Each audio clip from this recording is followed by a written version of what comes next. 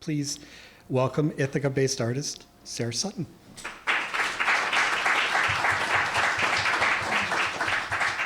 Thank you, everyone, for coming. I'll try to keep this somewhat brief because the work is right upstairs, the real thing. So I'm going to start a little bit about my background. Are the lights okay with maybe those? Okay. So I was born in the Appalachian Mountain region of Pennsylvania in a coal mining town called Kingston.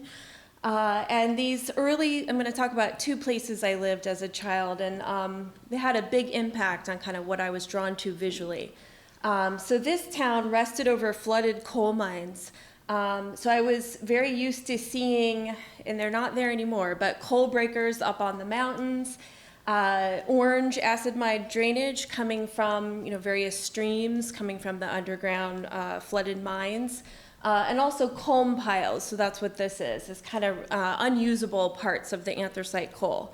From there, I moved to another lovely town, which is outside of Cleveland, Ohio. Anyone know where this is? Perry, Ohio. This is the Perry Power Plant. Okay, so this is one of the biggest and ranked one of the most dangerous power plants in the world. And I lived about 10 miles from there, so close enough that my family had the iodine pills on hand. So both of these visual landscapes were kind of part of my psyche growing up. And I'm not sure I was aware that they would come to impact my kind of visual interests at the time. But now, I definitely see that. All right, so I actually started out with film.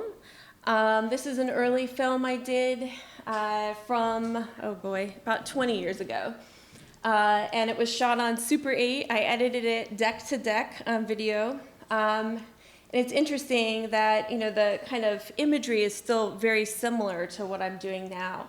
These are kind of a split screen of the same linear narrative. It's kind of a post-apocalyptic feminist story about the last woman on Earth. And here you can see on the left, she's kind of looking out this tube, and this is one of the chemical plants that I grew up near. So this was about 5 miles from my house. So after I actually did my undergrad degree in philosophy at John Carroll University in Cleveland, Ohio, and then it was after that I moved out to California to go to film school. I had so many ideas. I was constantly making films, weird art films that were much more like paintings than narrative films. And I just felt like something was missing. So I took those same ideas and I went back to undergrad, much to my parents' dismay, and moved to LA. I lived in the warehouse district there for 6 years, and I just painted. I kind of taught myself, but I also went back to do my foundation work at Cal State Los Angeles. And this was back when downtown LA was cheap, so I had a big loft for $600, and I worked at Mocha Los Angeles during that time for about 6 years. Eventually, that area got gentrified, and I was constantly moving, and long story short, I ended up going back to Ohio for grad school for my MFA. I just needed somewhere to kind of chill out and paint and develop my work. So I then taught at Cleveland Institute of Art, and then RIT, and then most recently at Ithaca College. So you can see this is where I live now. So my studio is in a barn. We live on a farm of 13 acres, which we're both some city suburban folk. So this is our new reality, and this has had a huge impact on my work. So this is the view from my barn studio, this silo, that we cannot control nature. That was the first thing we learned. And as you let things grow out, you kind of experience these stories, these complex kind of rhizomatic stories in the land. So anyone know what this plant is by any chance? It's mullein.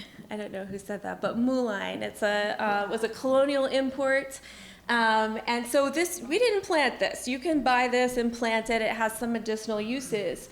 But this was a colonial plant that just started cropping up. So as you continue to let your land go, you find all these interesting stories that kind of creep up. And this started to really influence the structure of my paintings. So Donna Haraway is a huge influence on me. She's a feminist, philosopher, thinker. And I'm not going to read this whole quote because I've learned it's kind of a tongue tie. But the last line is what matters to me. It matters what stories make worlds and what worlds make stories. So I started really looking to the land to kind of just think about more complex ways of organizing my imagery. This image is of Dame's Rocket, which was a Victorian garden plant that escaped. It just took over. It's very aggressive. Mycelium is something I'm really interested in. So the fungi, the kind of base root of mushrooms. Mushrooms are just the fruit.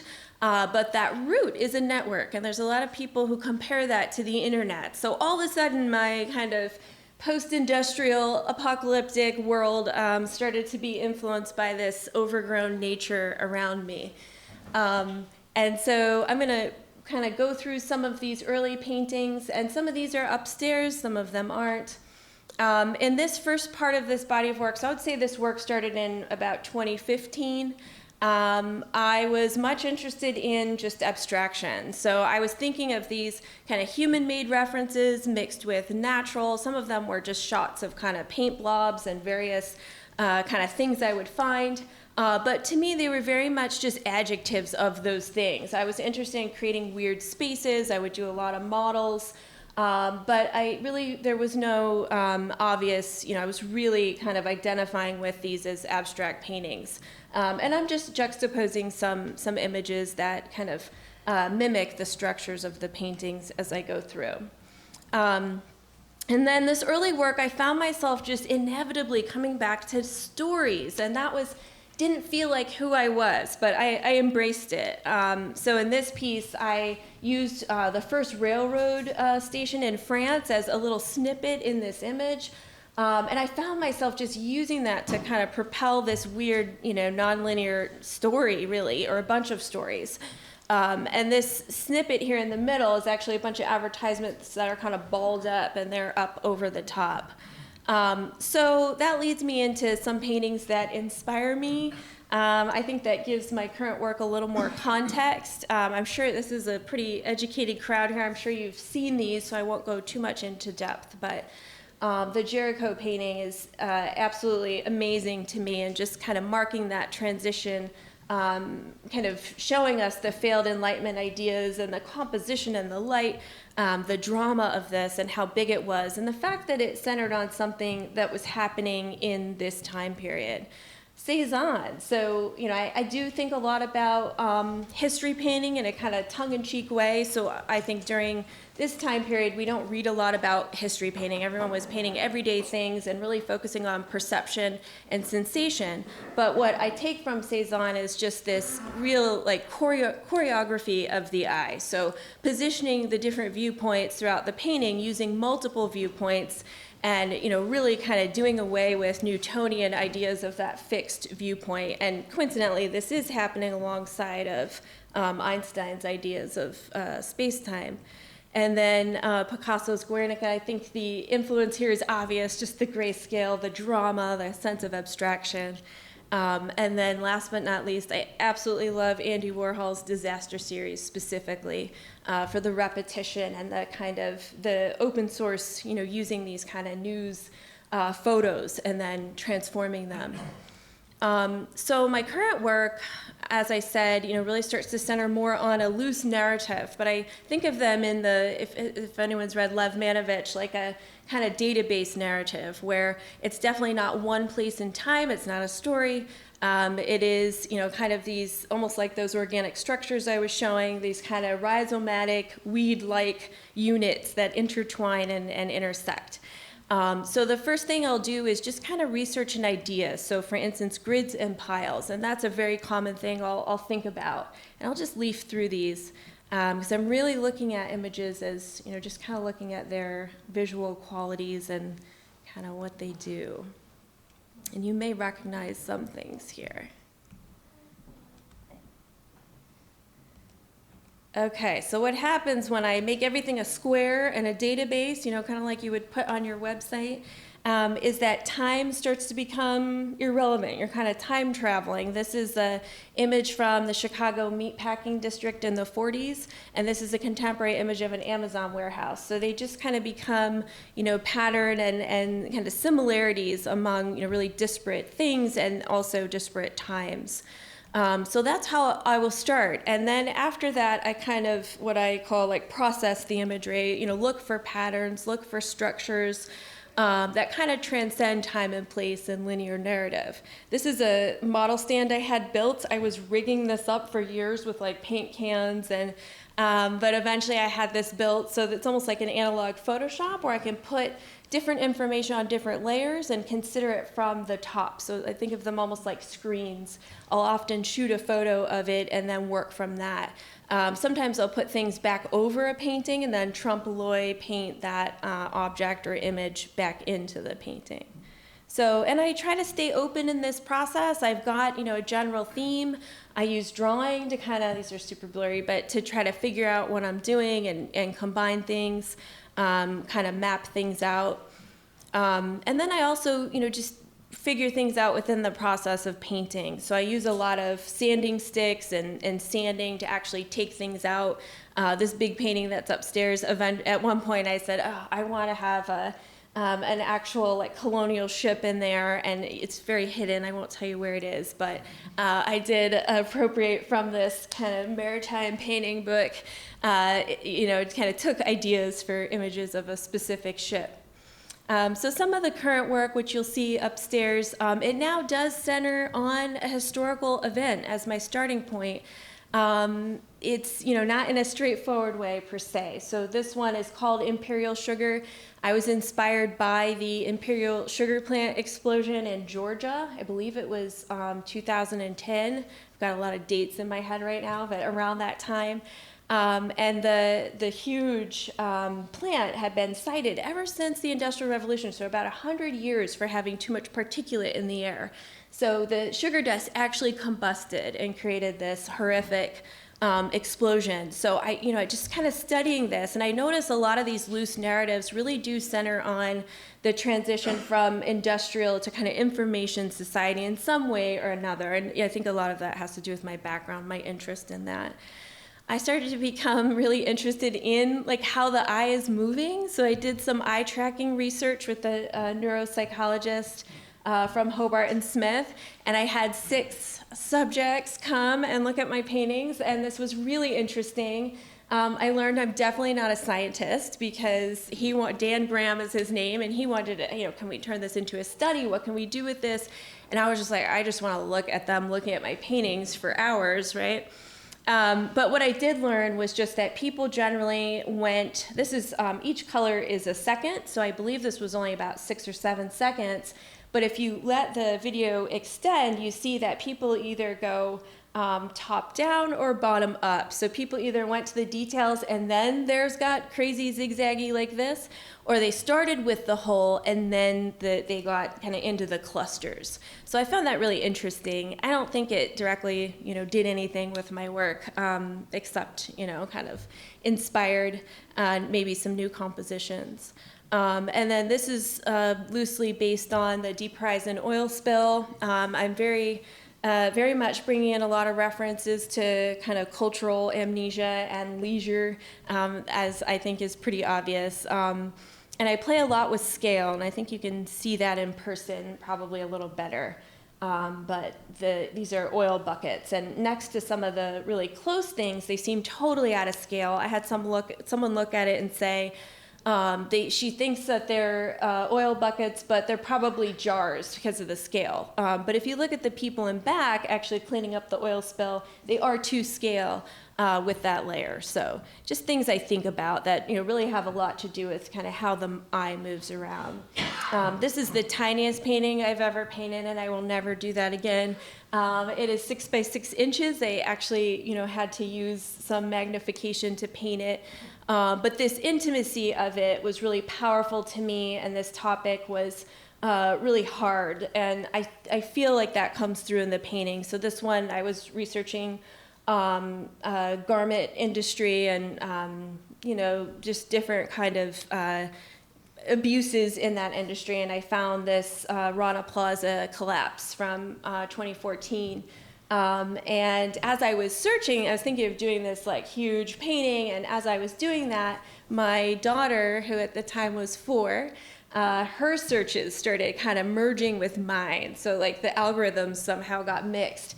And I found it like so creepy and interesting, and just that, I was already thinking about distraction and why do we learn about something and experience something that's so tragic and then forget about it the next day in the next news cycle. So like having these two things kind of, turn up together was really interesting to me.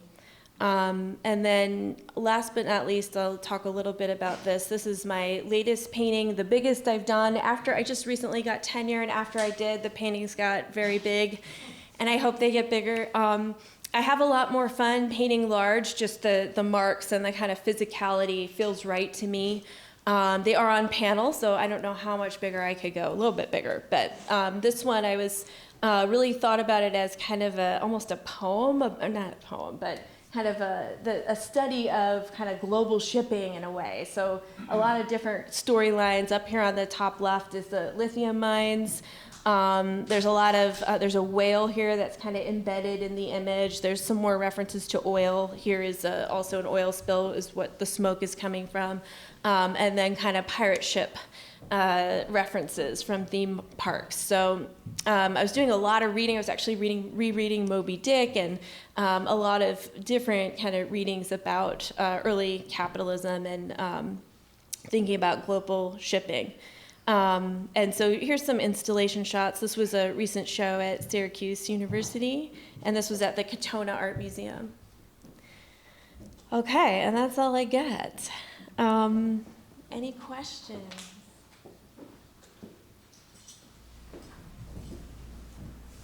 Do you always paint them in the same up-down? It almost looks like you keep turning them. They almost look like they're painted in the round.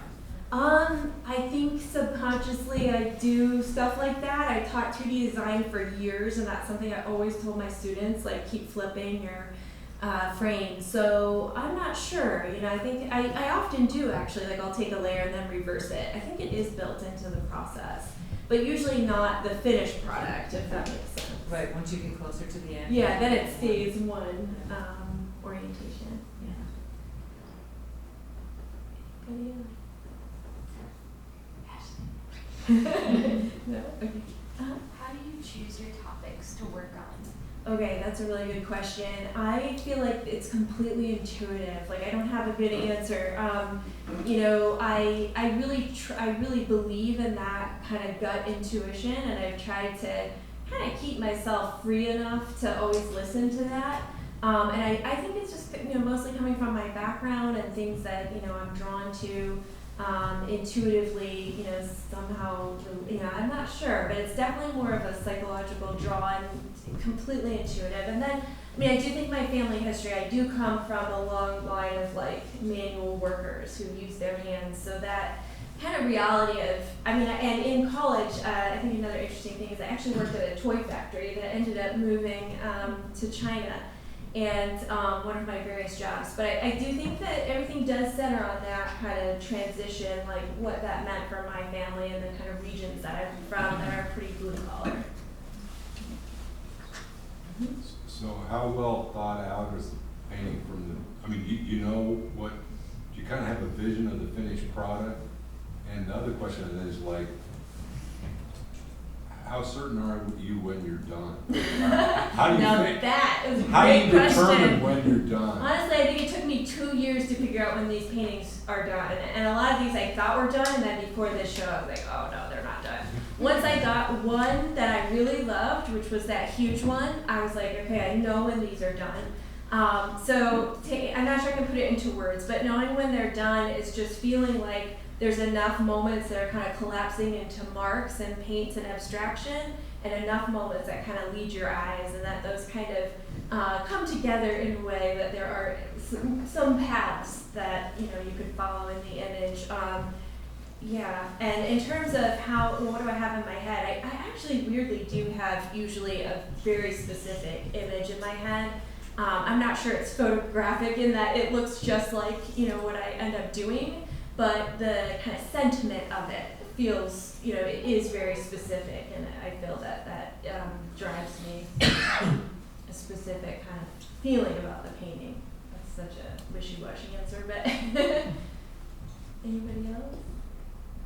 I don't know exactly what the question is, but like it's like, what's your internet search history like? Oh, it would be totally wild. My algorithms are all messed up. Like, what comes to me is totally bizarre. Yeah. Yeah, because I'm just wondering, like, if a lot of the images you're pulling from the internet or. I'm messing up the algorithms, that's for sure. Has anyone seen Zhu Bing's film, the Dragonfly Eyes?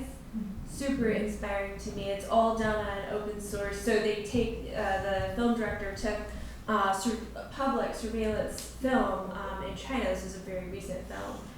And then added voiceover narrative to it. So the imagery is completely found, and then this narrative kind of gets superimposed over the top. So that's also, I think, a big influence in terms of how I construct stories. And I want to say one more thing. The handmade, to me, is like, I obviously could produce, I don't know exactly how, but I could do these in some way, digital or photographically. But that, that process of, I always think about, like, can I actually paint this? Like, this is so warped and gets so twisted and distorted that just that process of making it and trying to decide how to do it and what to paint first and where to use tape and where to make a blur. Like, I love it. So that making, I think, is also important to me. And yours? I just want to ask about your use of grayscale and why you're your relationship to just black and white and not maybe like primary grays, like using all the colors to make the grays, but like I guess just talking a little bit about just like this essential kind of black and white. Yeah. I guess a couple of ways to answer that. First, I'm really interested in grisaille paintings in that, not just aesthetically, but that they were kind of studies for something else. So I am interested in these having, even though they are, they end up being pretty dramatic and there's a beautiful quality to them, I am interested in them being almost like meta paintings, like they're, like I'm thinking about things through them, and then the other thing is just logistically, when I add colors, it becomes so much more sentimental, and things become more narrative. As soon as something even heads into red, it is a red thing, and you can place it. But I am absolutely working on that right now. I'm starting to add in some terra verte, so it's another. I use iron oxides mostly, and one of my whites is blue, so there is some chroma. I use a warm white and a cool white, and then a warm black and a cool black. So I'm definitely playing with temperatures, but not a lot of chroma. So I am thinking about adding a chromatic green. They're still grays, but it gives them a little more kind of life, I guess. And I am thinking about adding some more of the natural references that I look at, so I think that will help with that. Not that it will stay literal, but it'll, I think, be interesting to play with. So I'm on sabbatical. I'm going to try all kinds of things. Anybody else? No? Okay. Thank you so much.